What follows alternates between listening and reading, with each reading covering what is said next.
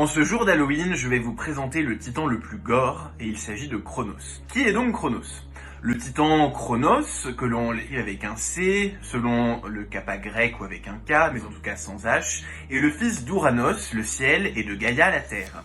Il est l'époux de Rhea, sa sœur, et le père de nombreuses divinités de l'Olympe, à savoir Hestia, Déméter, Héra, Hadès, Poséidon ou encore Zeus. Il est le plus jeune des titans qui était emprisonné dans les entrailles de Gaïa par Ouranos qui les empêchait de sortir. Afin de se délivrer et que ses enfants puissent enfin être libres, Gaïa donne à Cronos une faucille en silex qu'il utilise pour émasculer son père. De la semence d'Ouranos répandue naît notamment Vénus, entre autres divinités. Ensuite, Cronos prend le pouvoir. Une fois qu'il règne sur le monde, dans la crainte qu'un sort analogue à celui de son père ne lui arrive, il fait enfermer sous terre, c'est-à-dire Gaïa, les géants et les cyclopes, mais il engloutit également ses propres enfants au fur et à mesure que son épouse les met au monde, comme il avait été averti par une prophétie qu'un jour, l'un d'entre eux le détrônerait. C'est sa mère qui l'avait d'ailleurs averti de cette prophétie. À la naissance du sixième de ses enfants, Zeus, sa mère Rhea, sur les conseils de Gaïa, qui cimente, comme on le voit, le règne de Cronos à son origine et à son terme, le cache en Crète et le remplace par une pierre que Cronos engloutit. Zeus, élevé par la chèvre Amalthée, accomplit la prophétie en renversant son père avec l'aide des cyclopes et des géants. Cronos régurgite ensuite toute la descendance qu'il avait engloutie, et il est éternellement enfermé dans le Tartare. Qui, parmi les auteurs anciens, nous parle de Cronos?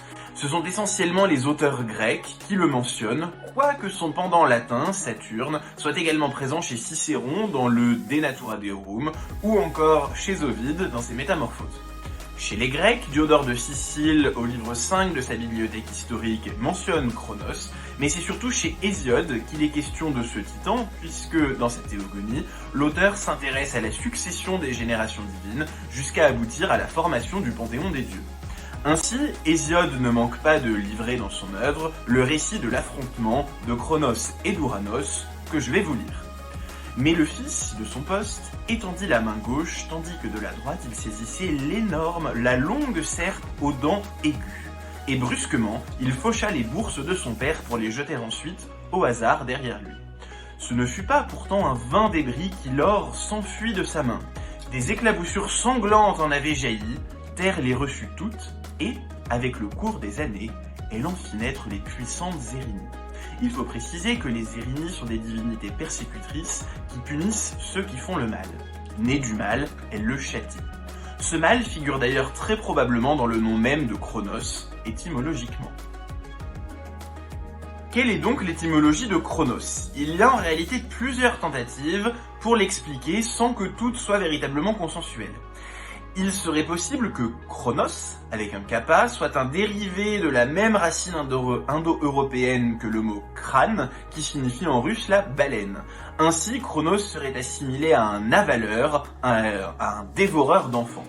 Il serait également probable que dans Chronos, la terminaison onos soit l'indicateur d'une action et que le cr initial puisse être rattaché à la racine ker signifiant couper. Cronos serait ainsi le coupeur en référence au fait qu'il a émasculé Ouranos. En tout cas, il ne faut pas confondre Cronos, écrit avec un kappa, avec son homophone Chronos, écrit lui avec un ki. Cette dérive étymologique, apparue dans l'Antiquité tardive, ne repose sur aucune base linguistique. Elle tient son origine d'une confusion entre deux termes. Chronos, avec un ki, est en effet une personnification du temps dont l'origine repose sur une tradition différente de celle de Cronos avec un kappa. Nous consacrerons d'ailleurs une prochaine chronique à la figure de Cronos avec un ki. Son homonyme, Cronos avec un kappa, n'a en tout cas aucun rapport avec la chronologie, avec la chronique et donc avec le temps, qui se dit lui bel et bien Chronos avec un ki en grec ancien. Que reste-t-il de Cronos aujourd'hui ? Le fait que l'étymologie du nom Cronos soit relativement incertaine explique certainement qu'il n'y ait ni mot ni expression qui soit passé le concernant en français dans le langage courant. Deux tableaux célèbres ne manquent en revanche pas de célébrer le titan sous ses traits les plus monstrueux. Le premier, Saturne ou Cronos dévorant son fils, peint par Rubens en 1636, est une œuvre de commande qui illustre la monstruosité du titan, occupé, comme on le voit sur l'image, à arracher les chairs de sa progéniture. Le deuxième tableau, Saturne dévorant un de ses fils, peint par Goya entre 1818 et 1823, présente un fond noir, des traces sanguinolentes et figure Cronos sous les traits d'un dévoreur.